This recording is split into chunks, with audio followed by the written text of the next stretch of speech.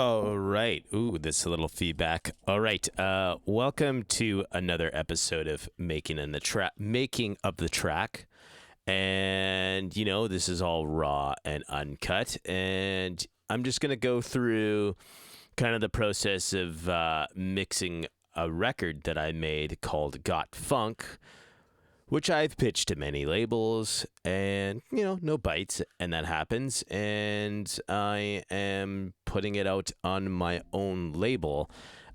This record was made around, I would say, August 1st of 2024, and I feel like I've improved a lot over time, and that's kind of a year. I would say this is what one of the second of these of the year, I guess. I don't know. I'm not really keeping count. But yeah, look at me all comfortable in my board shorts and stuff like that. Ew. Sure. So, I mean, I don't really have a story behind this I kind of just made this sitting in my studio, blank canvas, and throwing paint at the wall until something felt good. And then that was it, and just went through the process of making and mixing and blah, blah, blah. But let's get into the DAW. Oh, look at that. Everything's so cool. So, as far as everything, some of you may know that I have a summing mixer, an SSL, which is just kind of circuitry VCA, shooting things through it, and can kind of just, I don't know, make things sound a little bit cooler. Like I have an SSL console, but it's not. It's just a lot cheaper, and it's running through circuitry, and SSLs are used on a lot of pop records and a lot of big records in the world. And it's good to have this at my studio. I love it. So we have a print of about 8 channels. I have everything sorted in the DAW, connected to here, right? Anything that's mono goes to channel 1. Channel 3 is mostly, channel 3 and 4 is like drums, and I have an insert on the SSL for a Pultec, which just, I have it on a bypass mode, so it's just running through the tubes to kind of give things a little bit more of a different tone. Here the bass is on 1 and 2, right? Mono. And we have kind of the melodies and keys on 5 and 6, and 7 and 8 is vocals and some effects here on 5 and 6, and then we have all our reverbs at 7. And usually I like to have channel 7 and 8, and usually I like to have all my effects kind of panned very wide, and then anything else that's kind of melodies and things I want to sit in the background kind of sit at a 95% pan, or either a 90, just so the reverb is just sitting right at the back end of the mix, and just giving things a 3D feel. So the printed master just has a curve here with 200 hertz, which is only taking up the side frequencies of the bass. So anything that you are listening to, let's pull down the master channel. Anything that you're listening to, you're not really hearing probably this. You might hear some of this on the side frequency. So let's see. So you're kind of only hearing that reverb effect, versus if I had this bypassed, you're kind of hearing it a little more. You're not going to really hear it a lot. You're not going to really hear this a lot on, possibly you might hear this on headphones better, or your studio monitors, but you probably won't hear this on, if you're watching this over your phone, as to what I'm doing. So if you're really wanting to tune in on getting a better outcome of just watching this, I was just being on your maybe headphones and your studio computer, or listening on studio monitors. And here we got on the master. This is not me mastering the record, but this is me putting the last touches, as I leave everything at a -6 for the mastering engineer to add their own thing. And they're probably not even adding that much, and probably just EQing things and maybe adding their own saturation and whatnot. But here I'm using the BB tubes, which I have the Beauty at 6 and the Beast at 3. This record is basically not a lot. This record is really not doing much without this. It's a very big part of it. You see, listen here. Everything's really fallen out, and the 3D of the record is just falling apart with it without the saturation. Right, it's really pumping things up in volume.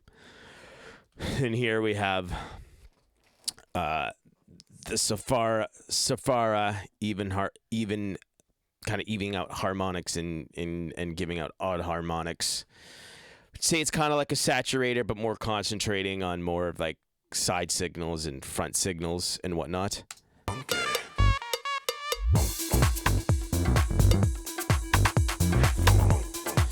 I use basically a lot of saturators at the end of the mix, even the Oxford inflators, more of a saturator, and they have their own flavors of how they're saturating the mix at the end with the finishing touches. And here it's like, even this is adding a little more push to the mix. Because basically what I'm doing is I'm kind of gain staging things throughout the SSL mix there, and I basically turn things down and then I boost things up again. Even throughout the mix, it's like I've trimmed things down in the DAW digitally before it's hitting the SSL there, and dimming things down to -18, because a lot of analog things like things at -18 or negative, bringing things down to -18 or something like that. And here I'm using the bass room, and this is just correcting things. I've been on a preset called Dance Pop Guru because I just like the sound of like dancey pop records, not necessarily playing them, but the clarity of them. I just like the way they sound. They sound kind of expensive and whatnot. Is my job correlating to what it is? Sure, whatever. It's just an outcome that I feel that works for the way I make records. And then I use Mix Room, kind of like the same setting, and kind of just fine-tune things. Everything I do is just to make the record sound better and blah, blah, blah, blah, blah. So now, as we move on, we're going to go into the insert, and I don't, we're not going to insert, but we're going to mute the printed mix.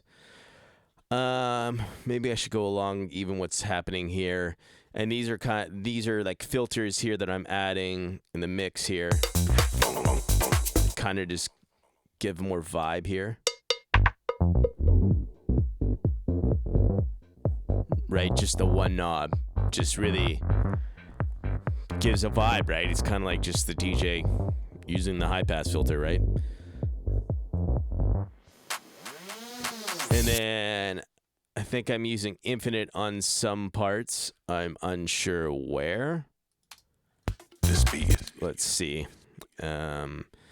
Infinite one knob. I mean, it looks like I'm using it here, but I'm not. Yeah, I am using it here. I guess I felt like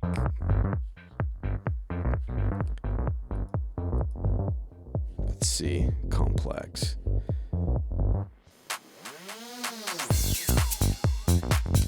Okay, well, it looks like I'm using it here, but let's see what the one knob's doing. So the one knob I'm kind of just doing, I guess I'm just mixing the two filters within Infinite. I'm not sure why, but maybe I just didn't like.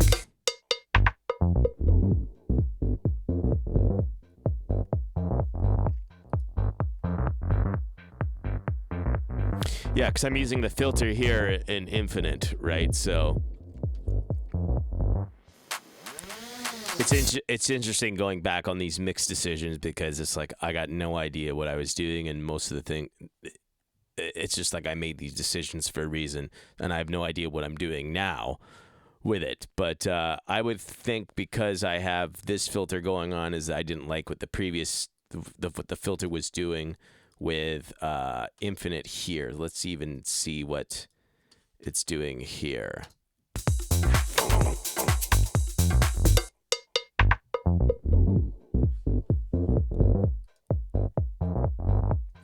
I know that there's some curriculum effects per se. I'm pulling out the right words to use, but that's doing things in infinite that this one filter is not really doing the one knob per se.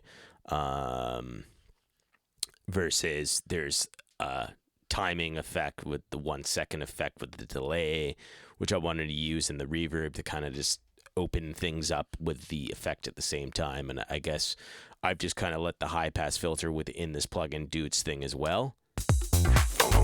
We'll see. Well, the low pass filter is doing something.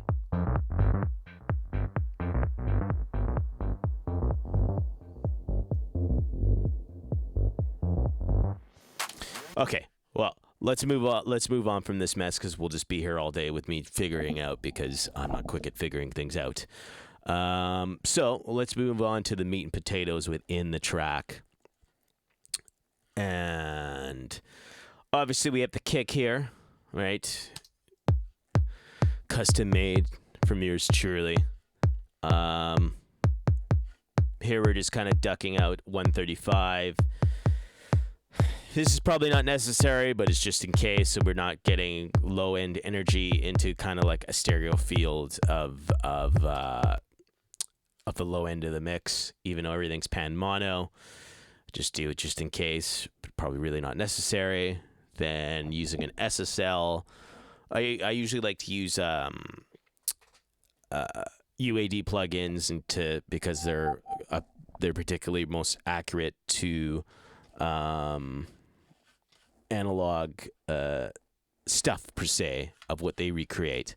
So what I'm doing is I usually duck out a lot of frequencies I don't want with Fab, and then with UAD plugins such as the SSL, just pumping up 100 hertz, 3 dB or so. Looks like I'm doing nothing here in this low mid area. I mean, this is kind of still low mid too as well. Boosting things at 1.5 kilohertz, very aggressive bell curve, 3 dB on the kick. Then using a parallel aggressor, which is another saturator.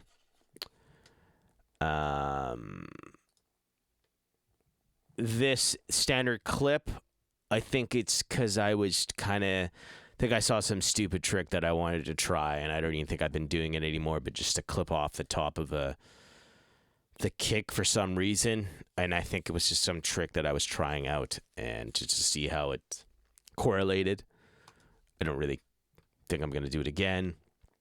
Fusser, which is probably it's like a frequency kind of ducker within basically when your kick and bass are going.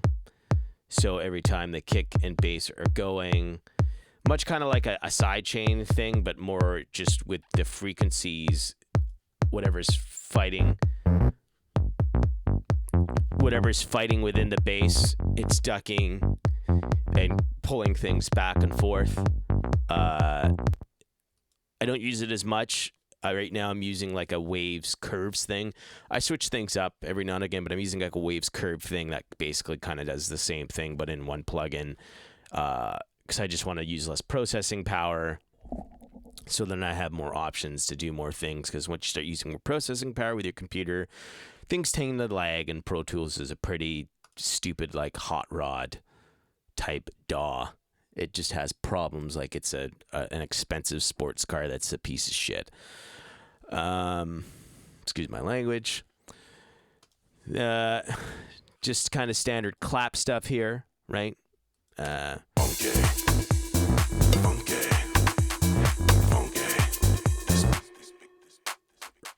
Right? Just kind of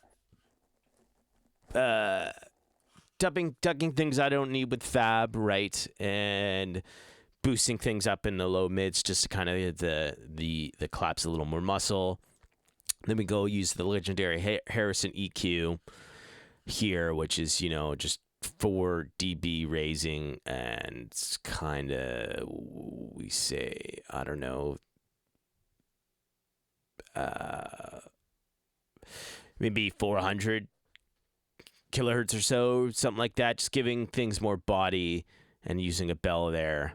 And as the thing here, I'm kind of giving things more body in the 2K with a bell, and we're giving things a little sparkle here around 2 dB, probably around the 7 K area. Then we're just adding an LA2A, kind of just balance the claps out with transients and whatnot. And I've added no gain over the compressor, just peak reduction. It just kind of levels things out. Kind of much the same with the rest I've done with here. It looks like with the off time claps, looks like I've really done nothing. Maybe I might have print things and stuff like that, 'cause sometimes in Pro Tools I end up printing things and then I'm not going to remember what I've gone over. I won't remember what I've done, but I might have printed it, but it doesn't look like I have, because if I had, there'd be kind of like a period plus CM, which is some code of saying that you've printed something or processed. Looks like I'm kind of doing the same thing with the clap here with EQ settings and picking just a happy setting with a compressor here with this off-time clap. Funky. This beat is funky. And when I'm mixing this out of these compressors, I have everything up in volume and, picking things. I'm not soloing the stuff in the record, because that's not mixing. Mixing is more that you have everything up and you're trying to make it sound good. Mixing is everything together, not individual. When I'm doing things individually, it's more maybe to craft reverb, and then I will start to mix the reverb in together with everything. But as far as that, if I'm only soloing things, if I'm doing something super particular, but as far as just mixing things together, everything gets, all faders are up and blah, blah, blah, blah, blah. From the important to the least important, but everything is also important. I don't know. Looks like just being lazy, same stuff. Well, little different, maybe adding more air to this last piece of off-time clap that I got, because it goes within this clap and that clap. Everything's done differently now from what I've done now from a year ago. We got here like the hats, nothing fancy, no like raising EQs, just taking stuff out because it's got highs in it and just giving the hi-hat a little more width. Funky. If you kind of just listen to here, right? Kind of just giving things a little more, excuse me, shape and whatnot in the hi-hat. Then we have the snare. I love snares. Well, this is more like a rim. Excuse me. Oh. Right. The same thing I'm kind of doing with my fab filters, and then using a Harrison. I just really like the Harrison EQs because they're great. Then using a distressor, right, and using a preset, which is probably very illegal to do, right, because it's like I'm not using my ears, but kind of adjusting things to how I want them. This is a snare drum crack, and I just tend to like it. And here I go with this stupid trick I'm doing again, just kind of taking off, clipping things a bit. And I think mainly for what it was, now it's coming back to me with the trick, is that when you're taking off this clip, that you can give the master a little more gain or luffs, because you're cutting off this clip with the snare and kick and it's giving less. It's the stuff's fighting less, and I think that's what I remember doing this standard clip trick. So I probably saw on Instagram just to see how it was, and I think I sat for hours like, yeah, I think it made a difference, but I probably won't do this trick again because I haven't been doing it on other tracks, and stuff sounds great. The ride, taking stuff off, kind of the same thing I'm doing with a hat, but having things pan at 35 versus the hat is 30. Percussion stuff like Kel belly. Let's see, we got the cowbell here. Cool. And then here, kind of taking things and get things more prominent in the kind of almost 2 to 3K area. But also ducking things out that I don't like, and using the distressor and giving it kind of like the same impact as the snare per se. Funky. Right, it has like that kind of crack and snap that I want, and kind of just giving it a little more with the ozone kind of stereo wither, or giving it, kind of widening things out. You can hear like a bit of a difference. So it's kind of just more mono, and this kind of opens it a bit. Just some drum loops here to funk things up.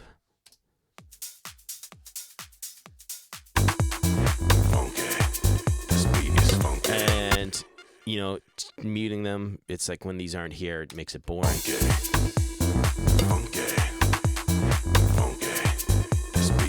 Right? It's like it's pretty boring without these, right? So, versus... just gives it just a little more, and it's kind of turned down the mix, but everything's filtered out.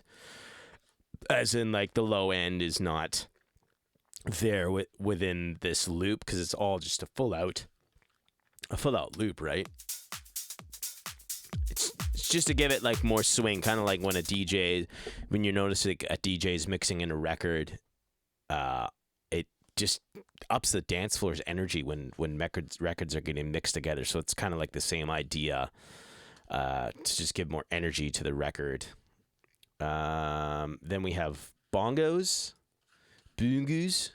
Probably not even spelling them right. I don't know. Nothing fancy. Kind of just EQing things, and it looks like I've left it. Unsure, but I think this is just a loop from Splice, I think. It might say, it looks like, yeah, it's a loop from Splice. TS doo volume, blah, blah, blah, blah, blah. I figured it didn't need anything because it seemed like it was processed already. And now we're kind of just cymbals that are added and nothing fancy, just kind of some EQ. Take it off, right? Nothing fancy, see?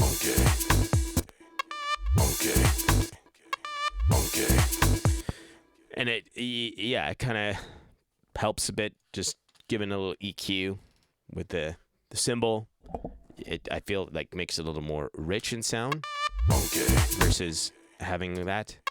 Just sounds, it just places it a little more, I find.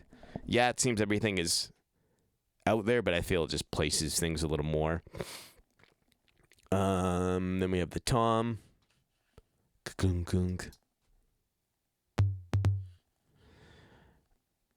I feel like I process things with this. I'm unsure. It feels very weird, but I feel like I did process things and maybe just renamed things. Yeah, I did, because this is a CM. So it got processed because something else clashing with it, which it looks like the bass frequencies were clashing with it. So every time I have things keyed in with the bass and this, so like it's not screwing frequencies up as it's coming in. Then we have like a drum New York compression thing where I send all the drums into an aux and take out the bad frequencies and just compressing the crap out of it. Funky.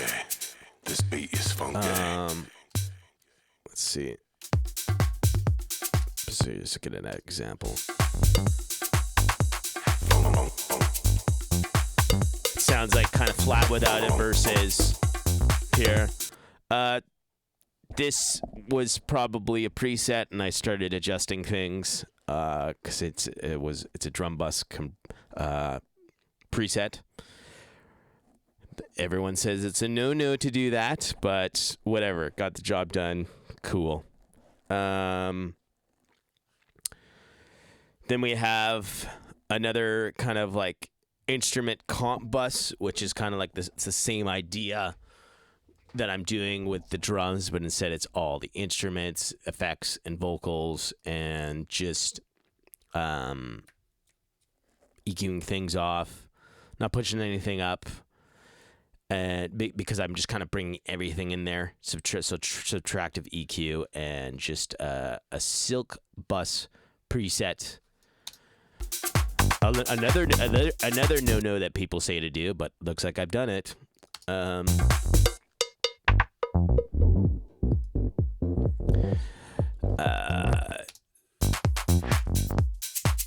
It doesn't look like I'm doing anything to it, but I think when everything's in, it's barely moving the needle. So to me, this is more like an added color. I would think this is the doing of me picking it and then adjusting it, because the needle's not even moving. I saw like one little tip, so it's like it's a coloring.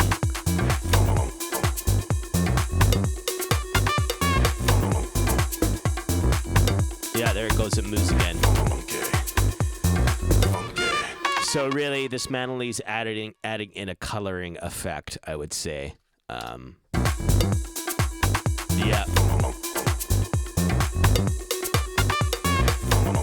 It's super subtle, but you got to really use your ears. But it's more of a coloring effect why that's there. So then we just have like the one knob, which I had before was the X for Records LFO. Since upgrading, it's like hasn't seemed to be working, and I haven't really checked on using the LFO again from X for Records for my side chaining. I do prefer it because I think you can key it from like your kicks and stuff like that, and it just kind of works better as a side chain thing per se. Kind of usual subtractive EQ things, nothing crazy, more just kind of shaving things off that I'm not wanting to use within the bass here. Then I have the 1073, I think it is. Yes, 1073, adding 60 hertz shelf. Looks like 1, 2, 3, and boosting it 4.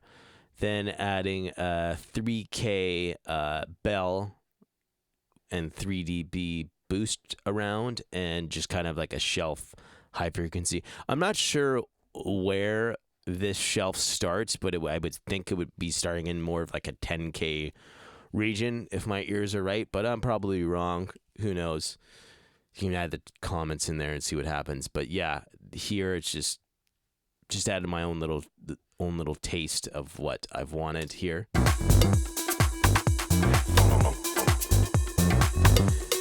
And here taking out the stereo width of like, look at it, it's a heart. So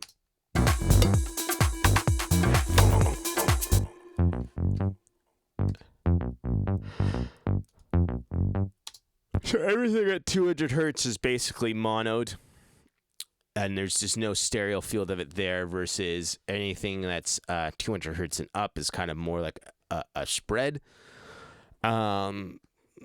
Probably creating phase issues, some people say, but I don't know. I tend to do it. I think it makes things work. Kind of just I feel it just neighbors the kick differently.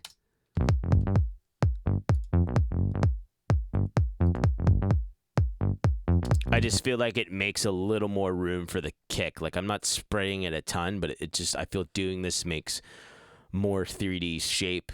I remember when sending stuff to Tom Frampton, he was like, hey, you should use this on your bass to kind of spread things out.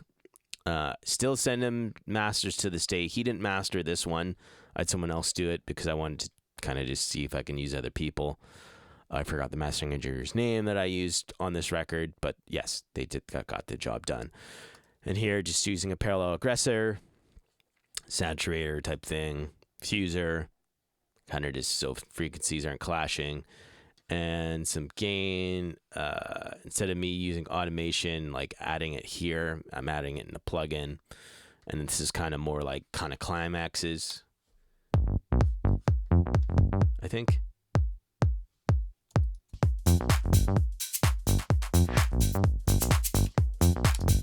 So we're like the intro. I guess I added more gain because I felt it's because I'm mixing the three basses together just to kind of gain stage things a little better. Then here we have another bass kind of mixed together. I have three basses that are mixed together and just kind of playing with the frequencies. It looks like I've kind of done the same thing, been a little more subtle on this kind of high part. It's almost funny because, like, why would I kind of feel like this is a funny decision.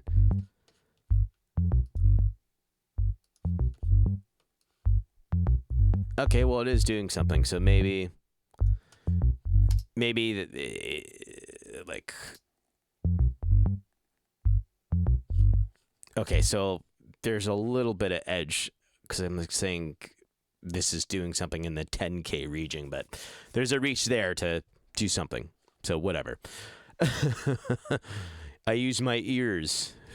Same thing with this bass here, parallel aggressor. We're still on the same bass here. I'm really bad at explaining things, aren't I? These are all send bus here and Pro Tools to go to there and different things in the effects. And with bass 3, which is kind of, I feel it's a less of a bass and more kind of like a texture.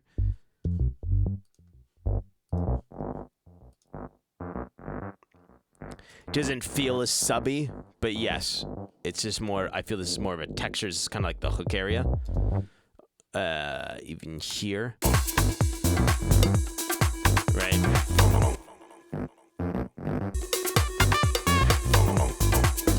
Right, this is like the hooky part per se. Then we have melody. That me. Kind of like a weird out of key, like Middle Eastern scale I'm kind of using, and I kind of remember like composing this when I was doing it. It was something that was a note that's out, that's like really out of key, but for some reason just works when I was playing it and composing it. Yeah, so like subtractive EQ with Fab again, withing things out, giving it more shape. Oh, this is going to be fun to go over. It looks like I kind of just use the high mids and the highs, and it looks like I'm boosting things at 3K with like kind of like a very wide bell and 1 or 2 dB gain. Here is just a big dB gain, 5K, and that's kind of it. Using 1176 to kind of give it a little more coolness within the mix. Well, we're going to hear more of the effect when it's in there. So it sounds a little more back versus when the compressor's adding, it's pulling things forward. Then we have the alert synth. I think is, I don't remember if it's like a Juno, but just an arpeggiator that I've added. Then basically distorting the shit out of it with a circuit using like mic level and low, so it's like boosting it a ton, turning down the output to like distort the crap out of it, breaking rules a lot, compressing. So like this is without it. So I've like just really turned things down and then drastically distorted them, but they're not distorting that we're breaking things per se.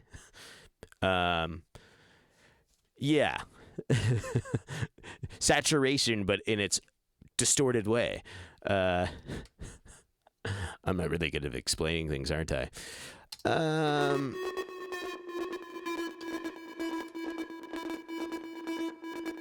Helping to 3D things out with the ozone kind of spreader, right? You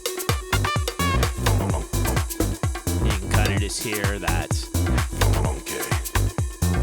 I've giving it's giving its more space, its own space in the mix, stuff like that. And these vocals are me. Before I had what the hell is it called? A Sound Toys plugin. And from upgrading, it's kind of changed things. So I just added like a Pro Tools pitch. Probably not the same, but it's funky. For this example, it works. Funky. Funky. Funky. This beat is funky.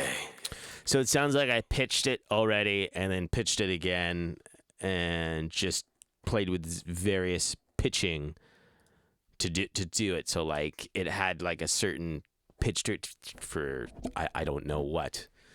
And I don't know why I'm calling it talk. It says talk box, but before I guess I was just lazy to change the channel. Great labeling. And here we got the Fab Filter again. Just kind of carving things out, and then I ended up using the Sheps, adding saturation. Saturation is great, and then de-essing things out at certain frequencies, 3K, 6K, things that are just like annoying, like T's and S's. Anything that is getting tamed. Funky. This beat is funky. So like, this beat is funky. Funky. Funky. And the and then here, just adding like a compressor, ratio 2:1 per se. Attack really slow and a release fast, so it's just kind of this beat is funky, making things cool. Then we have things parallel to the bass because of my voice being very bassy, but at the same time I feel like I'm flushing things out, so the low mids are kind of like maybe fighting with that bass line a little bit. Why I have the fusser there, I'm unsure.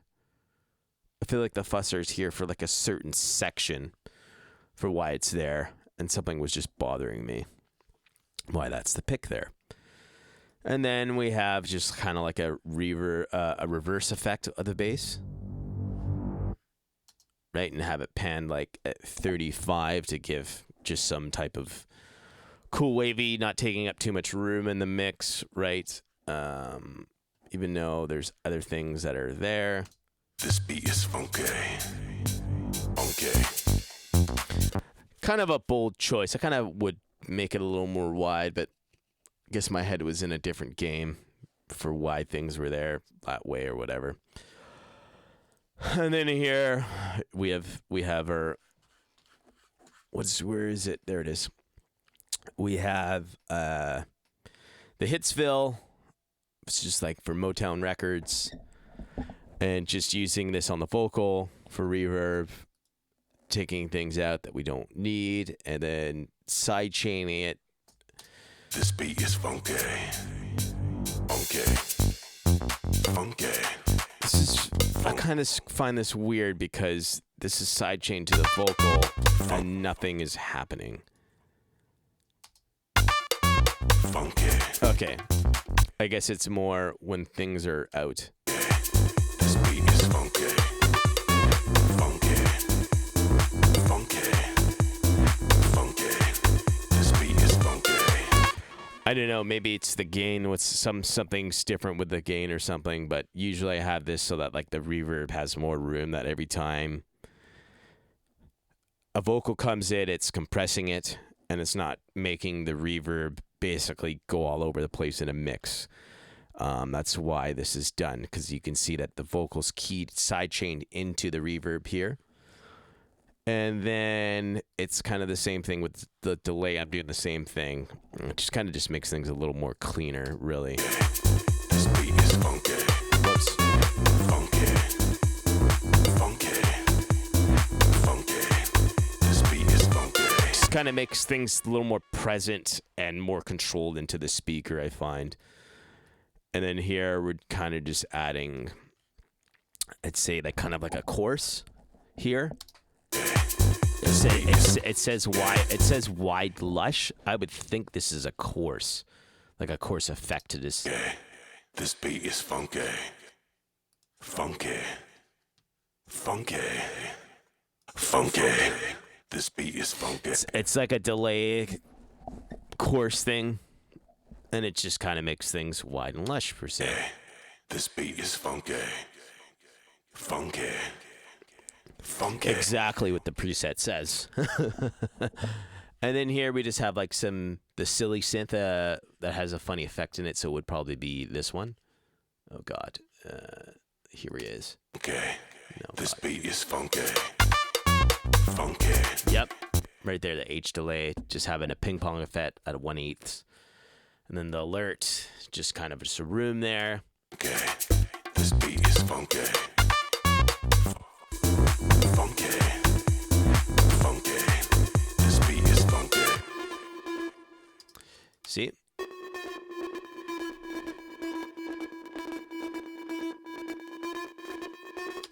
Just adding some cool, just helping to add texture there and stuff like that, right? So,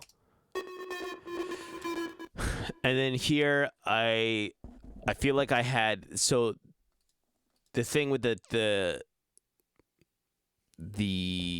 Sound Toys plugin I had in here, there was a thing that was called octave. So I pitched it down an octave with the bass here. I think at certain areas it was automated there. Plugin's not there, so I can't really show you the difference, but I think it's more like the hooky areas. Let's see.